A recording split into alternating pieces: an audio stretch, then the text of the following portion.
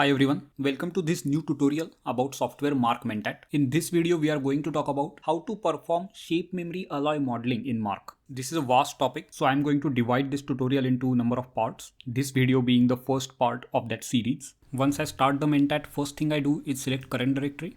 So now everything what we do will be saved in this particular folder. Then let's check units. I'm going to use this millimeter, second, Newton, degree Celsius unit system. Say OK. And then let's create a solid first. For that, geometry and mesh, add solid, and over here you have to give the dimensions. So origin is 0, 0, 0 and dimension is 1, 1 and 10.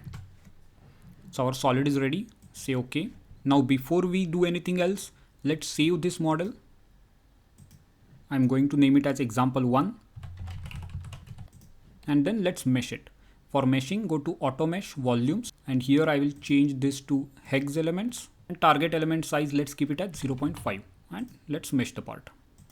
Okay, mesh is ready. Now let's define the table. For that, go in table, new, one independent variable. Here we have to choose independent variable as time and dependent variable as temperature. Then add points. First point is 0, 25, then 1 minus 100, 2 minus 100 and 3 again 25. Save fit and check if table looks correct. It does. Then let's go back to model. Now let's define material. For that, new standard material, and here we will go to shape memory. In this thermostructural, here we will define Young's modulus, Poisson's ratio for austenite and martensite. I gave all the properties over here, so let's do that. We are not going to add thermal expansion or plasticity, but we have to add these things. This is minus 45, minus 90, and slope is 6.666. Initial volume fraction of martensite is 0. Say OK. Similarly for austenite, this is 5, this is 20, and slope is 8.667.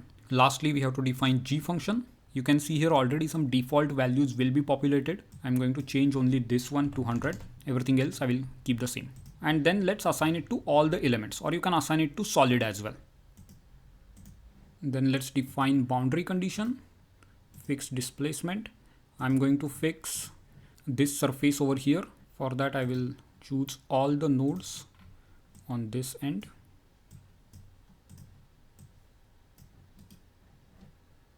Okay. And then for initial condition, we will define nodal temperature. Here you can put 1 and then choose the table. So that temperature will change as we defined it in table. And let's assign this to again that solid. Say OK. Next, let's create load step. Over here, I am going to define time as 3 seconds. Let's have 100 steps. Make sure load is selected. Say OK. And lastly, let's create job. Choose the load case. In job results, let's add martensite volume fraction, which is this one. And also let's add temperature. We can add stress as well, but we know stress will be 0. Displacement also will be 0. So let's say OK. It's always good to check. If we have any errors, we don't have, then go to run, save the model again and submit it. It was quick. Let's open the result file. First, let's see if displacements are indeed 0. Yep, nothing is changing. If we see the temperature is changing, but it is uniform. And also we have martensite volume fraction, which is initially 0, but as time goes on, it will go to 1 and again come back to 0. Now it's difficult to visualize over here, right? Because everything is uniform. So for that, we can do a history plot. Go to results and history plot. Then set some location. You can choose any node over here because everywhere it is same. I'm just choosing this one. Let's include all increments and then add curve. Now x-axis we can keep time, but on y-axis, let's choose that node and then choose temperature. Let's add curve, let's fit, and you can see temperature went down from 25 to minus 100 and again back up. Now let's see if the volume fraction is changing.